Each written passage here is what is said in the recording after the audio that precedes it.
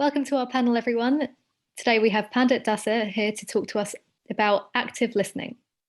At any time during our discussion, feel free to ask any questions that you might have for Pandit about what we're discussing or meditation in general. To share via audio, just click the raise hand icon and that will let you unmute yourself and talk to us via audio, or you can type a question into the Q&A box. And if you're joining us via YouTube and you want to interact with us, you can download the Meditation Live app in your app store of choice. Welcome, Pandit. Thank you. I'm happy to be here again. And we're very happy to have you here. So I thought today's topic is obviously active listening. And I'd just love to hear your thoughts about what active listening is, how it differs from just regular listening or hearing. Okay. So I thought that, I don't know, maybe people are coming in from emails and from meetings, or maybe you're running in with a sandwich in your mouth or something like that. So I thought we could just take just 1 minute to focus and ground ourselves and come into the present moment. Take that sandwich out of your mouth, put that cup of coffee down, put your phone away just for a minute so we can kind of get focused and come into the present moment. So just go ahead and close your eyes and sit comfortably. And go ahead and put your feet flat on the floor. Or if you're sitting cross-legged somehow, that's fine too. And let's just take 3 deep breaths. And breathe in such a way that you fill your lungs up completely with the inhalation. And as you exhale, breathe out completely. Take another 2 deep breaths like this. And just focus on your breath. Try not to plan. Try not to think about the next thing that you have. Just the breath.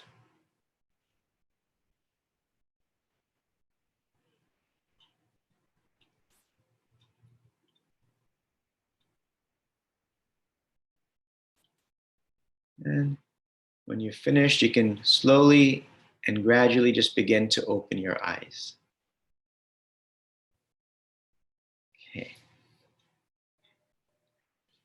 Okay.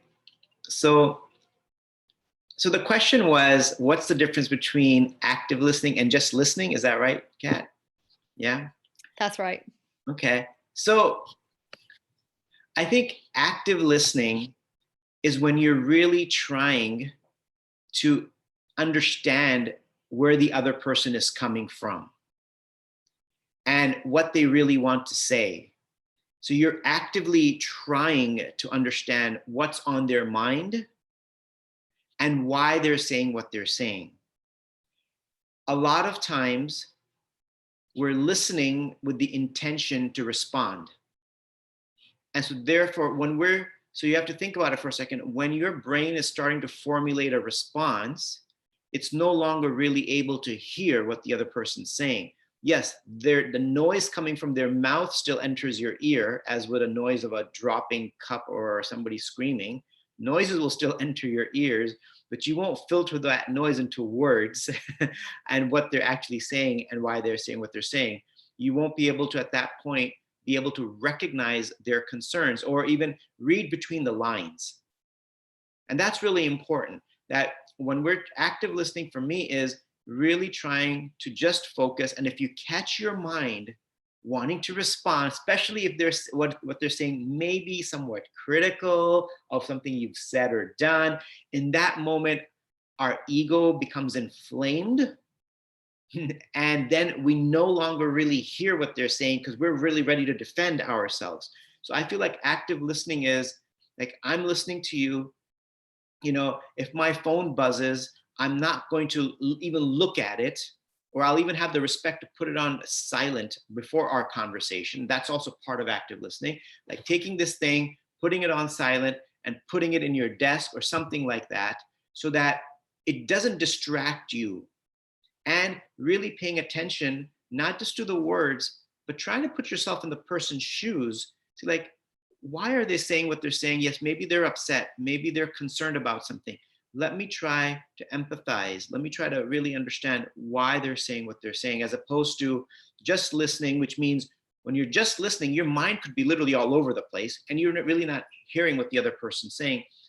And I'm assuming that many of us have had this experience where you could be having a face-to-face conversation with someone and your mind drifts away, right? I'm sure, when I do this talk in front of a live audience, I have people raise their hand as to how many have experienced that. Every single person raises their hand every single time, because there's been a time at some point where we're having a conversation and we just sort of check out, like our mind, not intentionally, it just drifts off and starts planning the weekend or starts calculating how much you have in your bank account, and it just starts doing random and strange things. And 10 seconds later, you come back and you realize you haven't heard a word this person's saying.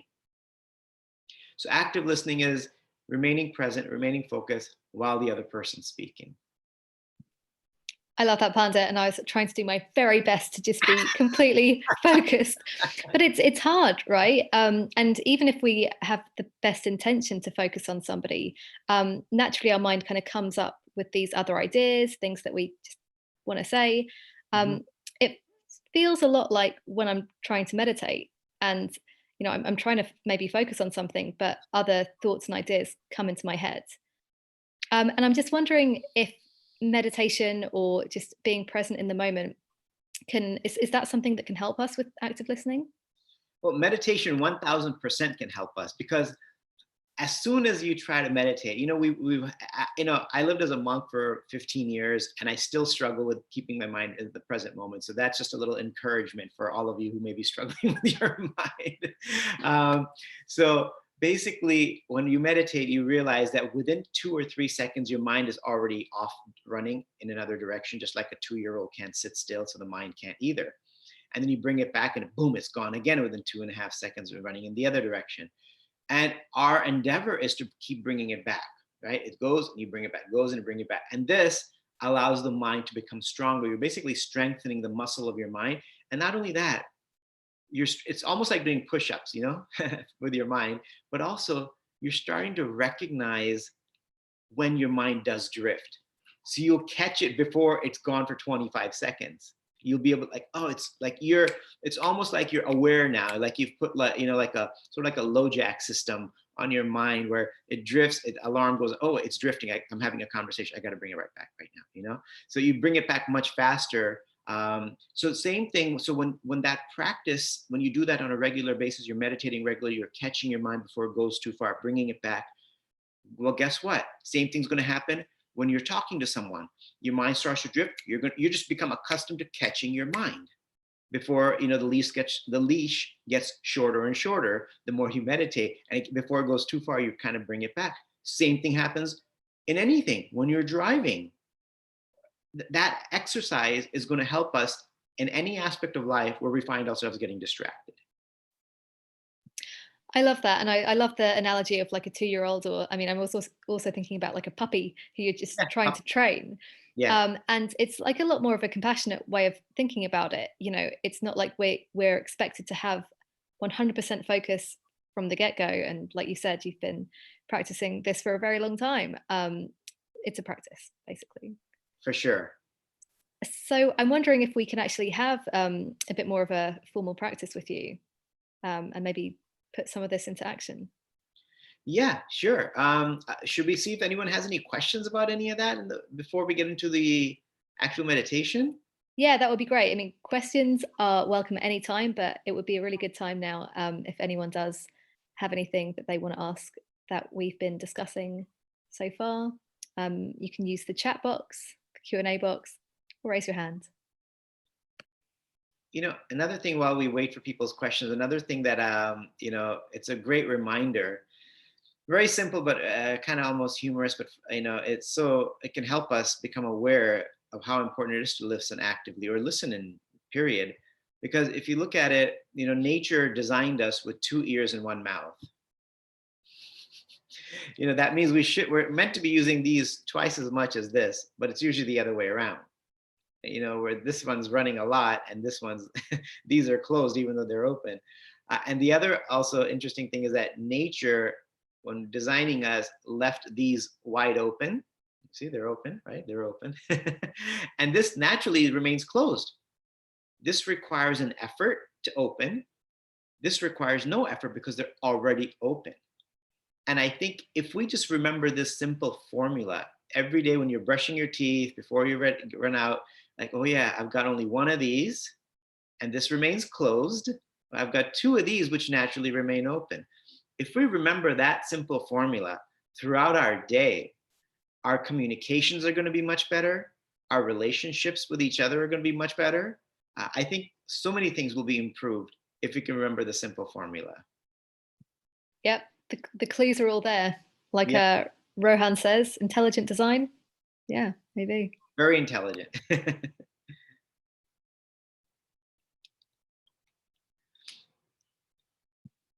Okay, so if no one has any questions for now, Pandit, would it be all right to have a meditation session? Definitely, definitely. So let's go for it. So again, once again, we can go ahead and close our eyes. And I want you to bring your awareness to the weight of your feet, pushing down into the floor, or if you happen to be sitting cross-legged, just feel the weight of your feet pushing down into whatever surface you're sitting on. And this is a great exercise which also helps to increase our focus. Try not to focus on anything other than the weight of your feet on the surface.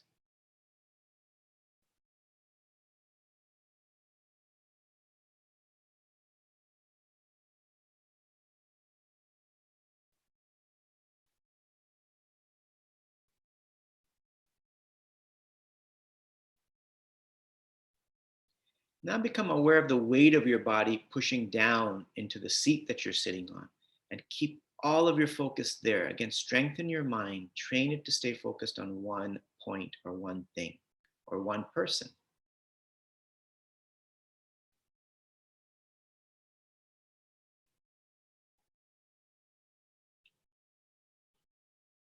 Now let's see if we can take 5 focused breaths and try to breathe in and out just through your nasal passages. See if that's possible. Deep breath in, fill your lungs completely, and feel the cool breath entering your nasal passages.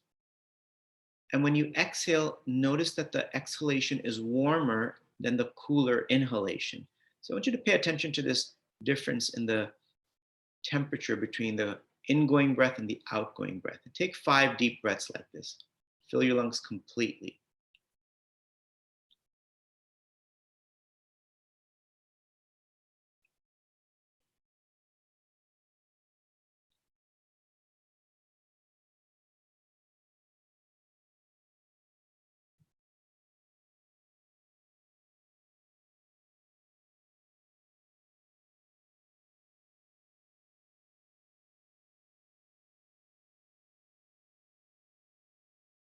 Staying focused, trying not to plan, trying not to think about the past. Now, take a moment to just become aware of the different sounds or noises that are there in your environment. Just become aware of them.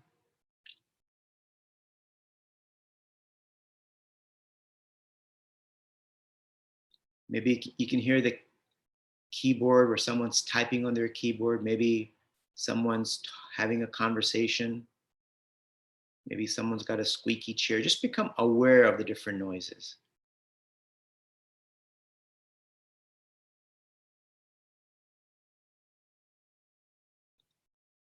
And see if you can isolate one sound. Maybe there's only one sound, and just give all of your attention to that one sound for the next 30 seconds.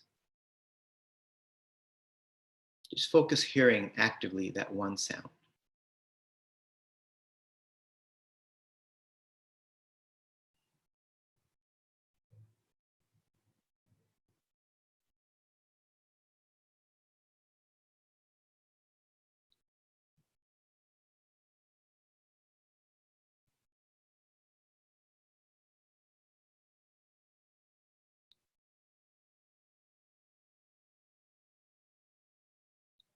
Take another deep breath in, exhale.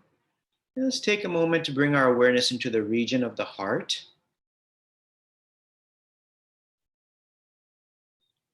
Feel the beating of your heart.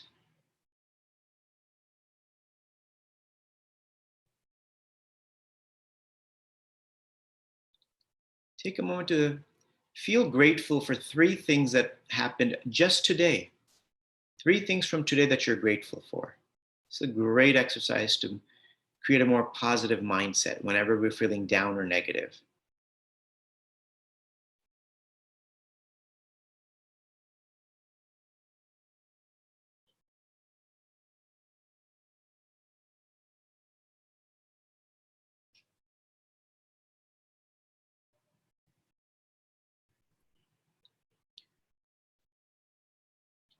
Take another deep breath in, exhale, bring your awareness to your eyes and slowly begin to go open your eyes.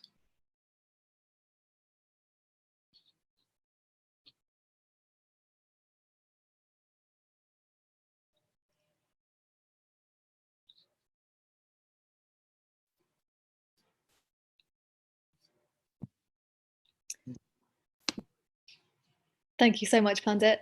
That was a really great practice. I think when you said, try to find that one sound to focus on for 30 seconds, like 30 seconds feels something that we can all manage, right? Mhm. But I can imagine that practicing that throughout our day is really going to help us when we're in conversation with somebody. Yeah, yeah. And one thing that sometimes prevents us, and this requires a deeper level of introspection and self awareness, one thing that prevents us from actively hearing someone else, there may be certain unconscious biases we may have towards other individuals, perhaps because of their race, their gender, their nationality, their religion, whatever it may be. There's a lot of things that create blocks in our ability to hear someone. Maybe it's just the way somebody looks. Maybe it's just the kind of clothes they wear. We have so many crazy things going on in our head that prevent us from hearing someone else actively. And this requires honesty and introspection. Like if there's someone at work and somehow you just don't like it when they speak in a meeting or something like this, instead of getting upset at them, take a moment afterwards to reflect on why is it that it could be maybe they make a certain gesture with their face or their mouth or their hand that turns you off. And you want to ask yourself, why am I turned off by this gesture? Why do I get turned off by this facial expression? Is it something more? Is it the color of their shirt that I really don't like? I just don't like the way they dress. And therefore I'm just like, oh man, this person just doesn't know how to dress. I'm saying all of this stuff while they're actually making some comments about the workplace and some important information. So I think it's really important that we do pay attention to what's in our own head and what unconscious biases we're carrying around that actually prevent us from hearing someone, especially if in a workplace environment. That can affect productivity in a big way. It can affect communication, collaboration, all kinds of cooperation. So that's another aspect, is recognize our unconscious biases so we can really fully lend our ears to our colleagues and our family members and our friends as well.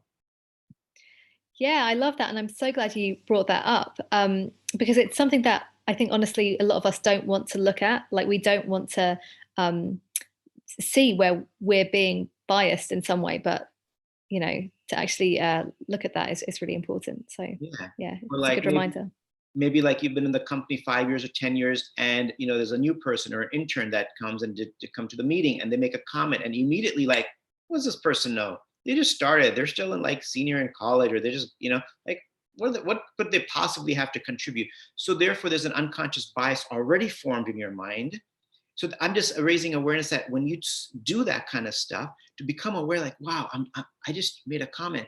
Okay, this person just joined. I've been here for 10 years. They might have something. Let me try to hear them, as opposed to like, yeah, I'm just going to send a text message while this person makes the comment. That's like the worst thing, the rudest thing you can do. So it could be something age-based. It could be gender-based. It could be so many things. But the point is to be more a mindful human being, a mindful colleague, is to like, start to take inventory of what's really up here and start to adjust that so that we can, dissolve some of those unconscious biases, which are not easy to dissolve because they've been there probably since our childhood, and who knows what's happened that caused those to build up those biases. Gradually, though, if we try it, we can just start to dissolve them. Indeed. Yeah. And it just made me think that so much of what you're talking about comes back to compassion, and that's something that we're developing, whether it's somebody we have like some bias about, or a loved one, and we're in a kind of an argument with them. I just wonder if you have any advice for those moments when we are in the middle of let's say a heated debate with somebody. Do you have any tips for how we can kind of maybe develop our compassion and put ourselves in somebody else's shoes? Yeah, I think it starts from before the heated debate actually takes place, ideally. Like if you can if you anticipate that a debate's going to take place and it could get heated, maybe beforehand preparing our mindset about that individual, thinking some positive thoughts about that individual. And then, because everything requires a little preparation, because once you're in the middle of the moment, then it's hard, because then everyone's emotions are taken over completely.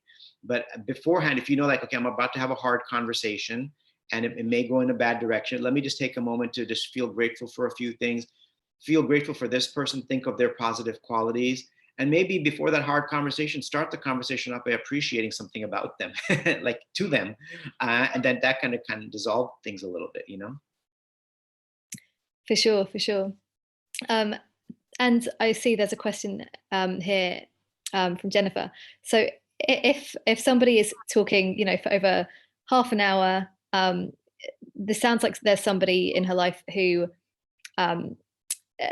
goes on kind of like monologues, just like Yeah. keeps talking, and she feels like she should both listen, but conversation should go back and forth in a timely manner.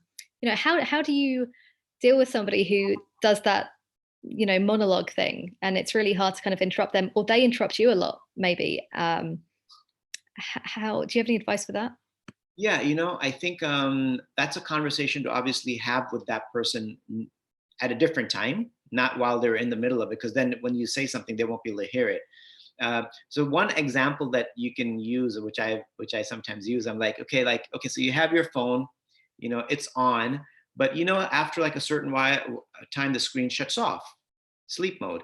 So one way to explain to your partner or colleague says that, hey, it's sometimes difficult for me to be able to stay attentive for a 10, 15, 20-minute period. Do you think, maybe after a short period of time, you can ask me, my thoughts on what you just said? So this to make sure that I haven't, forgotten what you said 10 minutes ago. So in that way, they don't feel so criticized, or maybe after they have gone on for 5 or 10 minutes, hopefully 5, because after 10, you can't remember all that stuff. You can maybe just jump in and say, hey, let me just recap what you said to make sure that I understand what you said and what you wanted me to understand. So this way, like, oh, okay, now you're just repeating their own words. They're listening very carefully, like, okay, they know what they just said. So they're listening to, whether you got it or not. So that could be, and then at that would be a good point to say, you know what, actually every few minutes, it would be great if I can recap. Just, I want to make sure we're on the same page, because hey, if we get our messages mixed up, then we won't get to where we want to go. And then at another time, if it is a personal relationship, maybe just having a conversation that, hey, just like, my phone goes on sleep mode, I can sometimes do that too, if I don't get a chance to kind of give my input on this topic that we're discussing. So I hope, Jennifer, I hope that was helpful. Yeah, I think that's really lovely. First of all, not making the other person wrong, kind of saying, hey, I'm just wondering if you can like try to help me here. Like I'm trying to listen better. I also love what you said about recapping. That's been something that I found really helpful in debates with people. Like if you're with a friend and you're not agreeing on something, to actually take a step back and be like, I'm going to try to tell you what I'm hearing, and vice versa. And you usually find out that you've both just completely been talking past each other. Mm. But as soon as you get it right, you both feel heard.